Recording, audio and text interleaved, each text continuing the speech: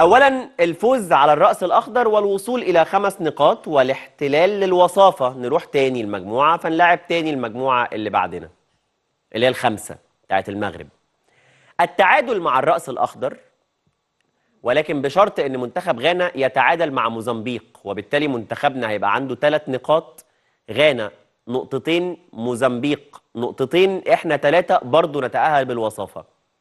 التعادل مع الرأس الأخضر مع احتمالية الصعود ضمن أفضل منتخبات صاحبة المركز الثالث في حالة فوز أي من غانا أو موزمبيق على الآخر، لأن ساعتها هنبقى احنا المركز الثالث، لكن ساعتها برضو هنستنى المركز الثالث في بقية ال5 مجموعات عمل إيه؟